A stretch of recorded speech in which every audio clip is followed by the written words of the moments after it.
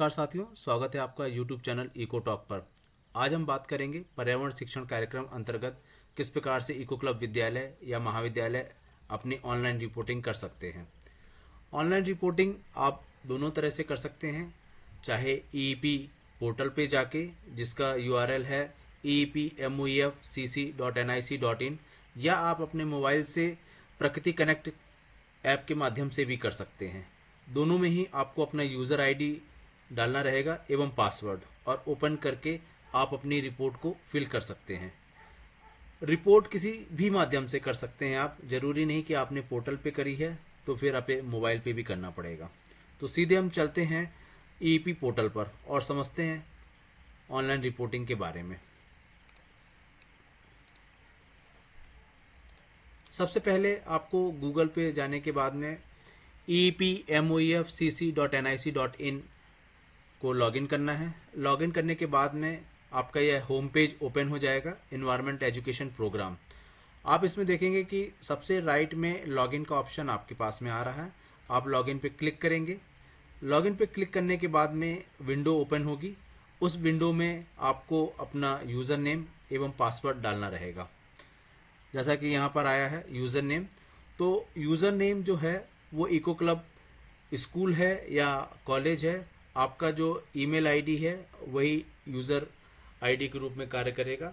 एवं पासवर्ड आपको default password दिया गया है। अगर आपने पासवर्ड चेंज कर दिया है तो जो पासवर्ड आपने चेंज किया है वो आपको डालना रहेगा। तो यहाँ पर हमें एक विद्यालय का आज हम लेके समझते हैं कि किस प्रकार से ऑनलाइन रिपोर्टिंग हम करें। ये भोपाल का एक विद्यालय है, इसका मैंने ईमेल लिया और यहाँ पर पेस्ट कर दिया। अब इसका पासवर्ड हमने डाल दिया। इसके बाद में हमें ये 6 अंकों का कैप्चा दिखाई दे रहा है, इसे हमें सावधानी से भरना रहेगा।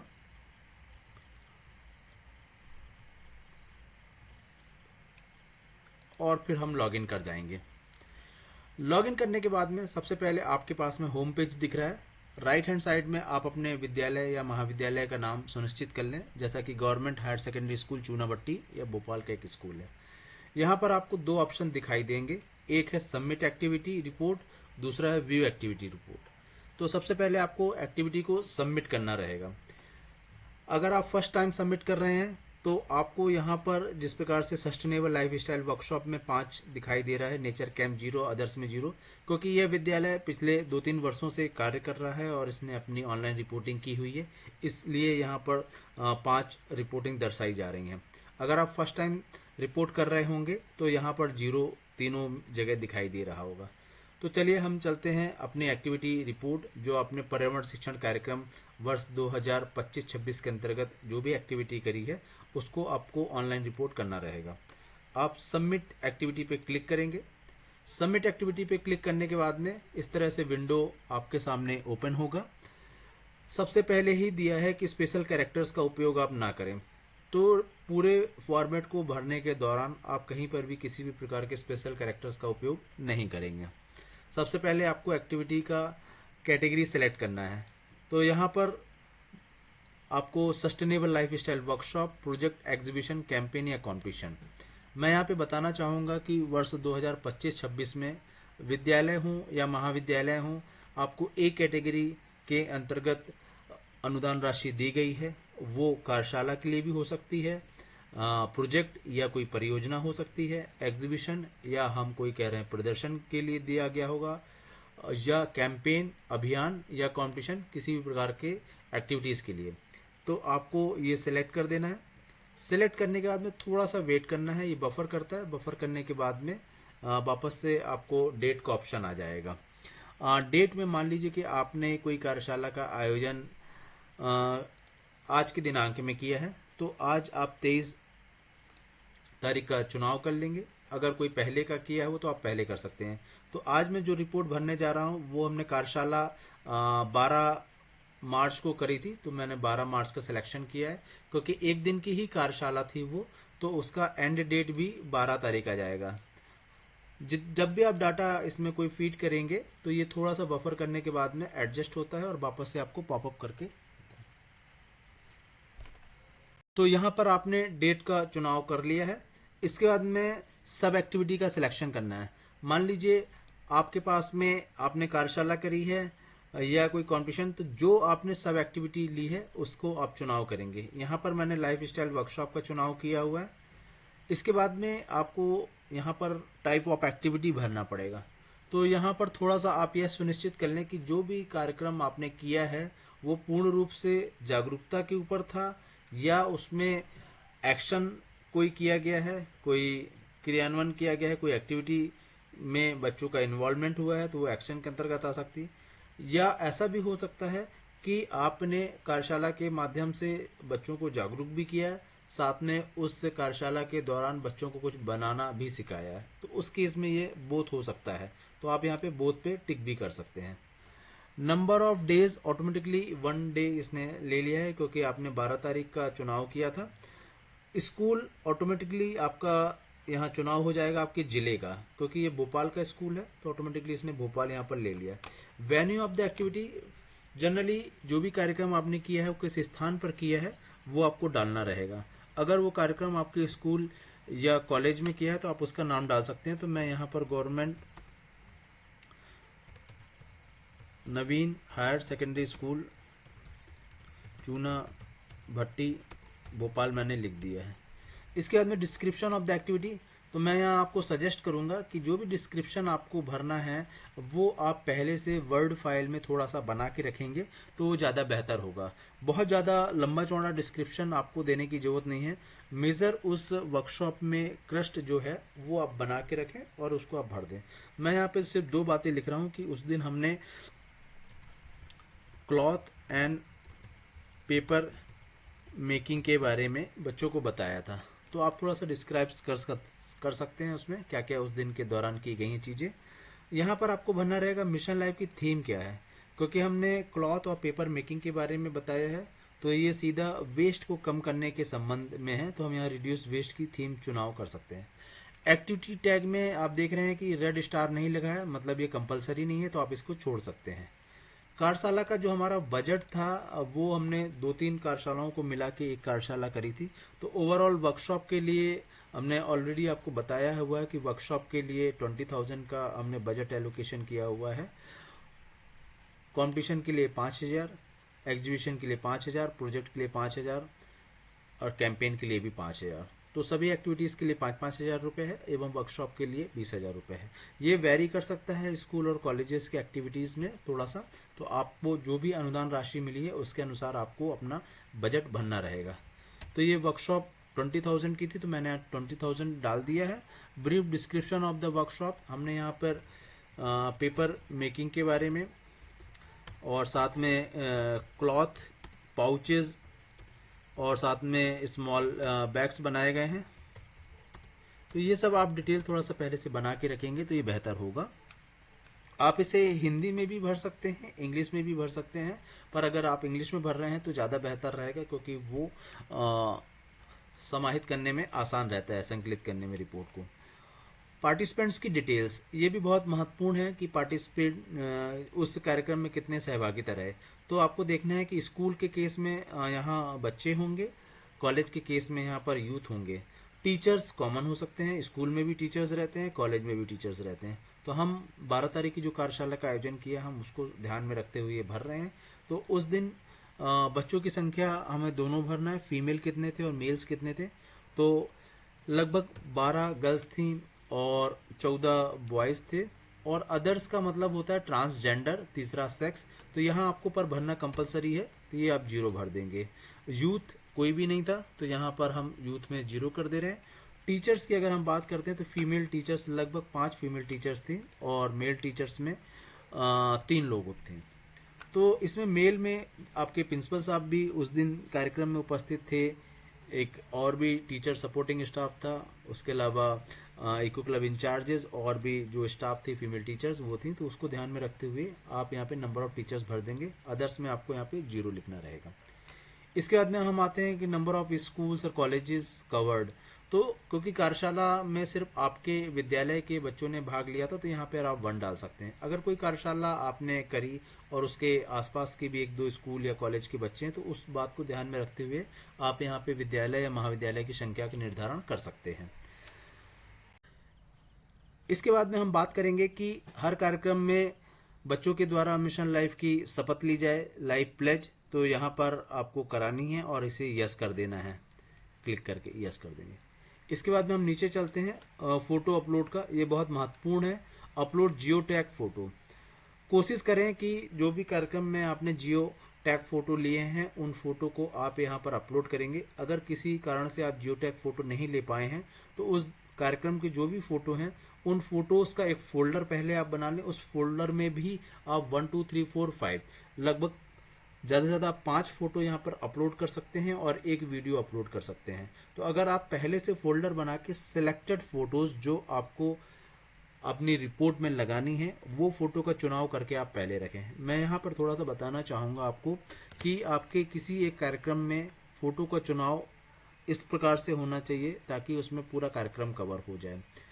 एक मंच का होना चाहिए जहाँ कार्यक्रम का बैनर दिखाई दे रहा है और साथ में उपस्थित जो भी गेस्ट हैं वो दिखाई दे रहे हैं। दूसरा फोटो ऑडियंस का हो सकता है जिसमें स्टेज एवं ऑडियंस पूरी तरीके से कवर किया गया है। तीसरे फोटो में कोई क्रियाकलाप करते हुए का हो सकता है। चौथा फोटो आपका सर्टिफिकेट प्रदान करते हुए हो सकता है या ग्रुप फोटो का भी आप फोटो लगा सकते हैं। इसके अलावा 1 या 2 प्रेस विज्ञप्ति के लिए भी आप हो सकता है। अगर आपका कार्यक्रम के फोटोग्राफ्स बहुत ज़्यादा हैं तो आप उसको कोलाज बना के भी कर सकते हैं कि किसी एक एक्टिविटी के 4-5 फोटो का एक कोलाज बना लिया आपने, इसी प्रकार से अगले एक्टिविटी का कोलाज बना लिया, न्यूज़पेपर का कोलाज बना लिया, और फिर भी टोटल 5 फोटो के ऑप्शंस आपके पास में रहेंगे। तो यहाँ पर हम सबसे पहले फ़ोटो का चुनाव करते हैं। तो ये मैंने डेस्कटॉप पे एक फ़ोल्डर बना के रखा हुआ है ऑलरेडी। उस फोल्डर में ही आज के हमने प्रोग्राम के फ़ोटो रखे हुए हैं। तो ये देखिए चूना भट्टी का फोल्डर है और इसमें मैंने 1 करके रखा है। ये आप यहाँ पर ओपन कर लेंगे। क्योंकि कैप्शन भी आपको देना पड़ेगा तो यहाँ पर आप वर्कशॉप लिख दें क्योंकि ये वर्कशॉप का फ़ोटो है। वर्कशॉप का फ़ोटो यहाँ आपने कर लिया। इसके बाद में ऐड मोर में आप जाएंगे तो ऐड मोर में वापस से मांगेगा तो आप इस बार दूसरे नंबर का फ़ोटो लगा दीजिए। मैंने यहाँ कोलाज बना के किया हुआ है। वापस से ऐड मोर में हम जाएंगे और हम यहाँ पे चुनाव करेंगे तीसरे फ़ोटो का। ये थर्ड फ़ोटो हमने कर दी। इसके बाद में ऐड मोर में हम गए फोर्थ फोटो के लिए और हमने यहाँ पे फोर्थ फोटो कर दिया। पांचवा फोटो आप कोई प्रेस विज्ञप्ति कर सकते हैं, ऐड कर सकते हैं और अपलोड वीडियो के लिए भी। तो यहाँ पर थोड़ा सा ध्यान देने की बात है कि जो भी कार्यक्रम का वीडियो हो या आपने उसको बनाया है या शूट किया है तो लगभग 20 सेकंड से ज़्यादा का वीडियो नहीं होना चाहिए, क्योंकि आप यहाँ पर देख रहे होंगे कि 5 MB इसकी मैक्सिमम साइज है। तो आप कोशिश करें कि 15 से 20 सेकंड का कोई ऐसा वीडियो जिसमें पूरा कार्यक्रम आ गया, ऑडियंस आ गए एवं आप भी उस वीडियो का हिस्सा बन गए हैं। तो बेहतर ये होगा कि आप वीडियो किसी और को दे दें जिसके द्वारा ये वीडियो शूट किया जाए। तो यहाँ पर हम वीडियो का चुनाव करते हैं और हमने एक ये वीडियो V1 करके बना के रखा हुआ है, इसको हमने यहाँ पर सिलेक्ट कर दिया। वीडियो का कैप्शन भी मांगता है तो हमने बता दिया यहाँ पे कि ये वर्कशॉप पेपर मेकिंग का था। आप कैप्शन भी डाल दीजिए उसमें। इसके बाद में आप उसका URL भी डाल सकते हैं। तो आप एक बार फिर से सबमिट करने के पहले पूरी तरीके से देख लें। आपकी एक्टिविटी कैटेगरी आ गई, स्टार्ट डेट एंड डेट हो गई, सब एक्टिविटी आ गई, टाइप ऑफ द एक्टिविटी हो गई आपकी, नंबर ऑफ डेज डिस्ट्रिक्ट आपका चुनाव कर लिया आपने, एक्टिविटी का वेन्यू आ गया आपका, डिस्क्रिप्शन ऑफ द एक्टिविटी आप इसको एलोबरेट कर सकते हैं। आपने मिशन लाइफ थीम डाल दी है, एक्टिविटी टैग डालने की जरूरत नहीं है क्योंकि इट इज़ नॉट कंपलसरी। आपका टोटल बजट आ गया, उस पूरे कार्यशाला में बजट कितना था। यहाँ पर आपने थोड़ा सा और अपनी एक्टिविटी को डिस्क्राइब किया हुआ है। पार्टिसिपेंट डिटेल्स में आपने पूरी तरीके से सही संख्या भरी हुई है। ऑटोमेटिकली ये टोटल करके बाद में ले लेगा। तो आपने नंबर ऑफ चिल्ड्रन डाल दिए। यूथ क्योंकि स्कूल का कार्यक्रम था, अगर ये कॉलेज का कार्यक्रम होता तो वहाँ पर चिल्ड्रंस जो हैं वो 0 हो जाते और यूथ में उसकी संख्या आ जाती। नंबर ऑफ टीचर्स में आपने डाल दिया है आपका, क्योंकि सिंगल स्कूल का कार्यक्रम था इसलिए नंबर ऑफ स्कूल 1 हो गया। आपने प्लेज कराई है और साथ में ये सारे फोटोज़ आपने डाले हुए हैं, इसने अपलोड कर लिए हैं और आपने एक वीडियो भी डाल दिया है। लास्ट में आपको इसको सेव करना रहेगा तो यहाँ पर आप इसको सेव कर दीजिएगा। आप जैसे ही सेव करेंगे तो थोड़ा सा वेट करिएगा, ये बफरिंग करेगा और बफरिंग करने के बाद में हमें ये दिखाएगा कि आपकी रिपोर्ट सेव हो गई है।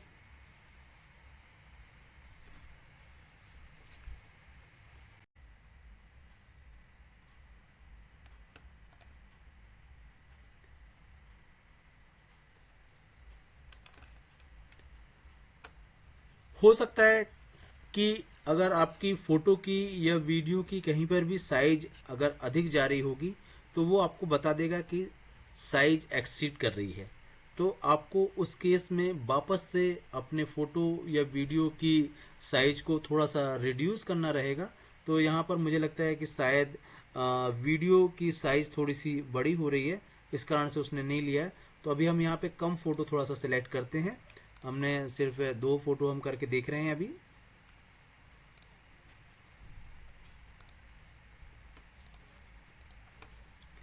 और इसे अब हम सेव कर रहे हैं। जैसे हम सेव का बटन दबाएंगे तो थोड़ा सा ये बफरिंग करेगा और उसके बाद में एक्टिविटी सबमिटेड सक्सेसफुली, अगर ये ऑप्शन आ जाता है आपकी स्क्रीन पर, इसका मतलब है कि आपकी जो भी एक्टिविटी आप इसको भर रहे थे वो सबमिटेड हो गई। आपको ओके कर देना है। ओके करने के बाद में ये वापस से आपका होम पेज दिखा देगा।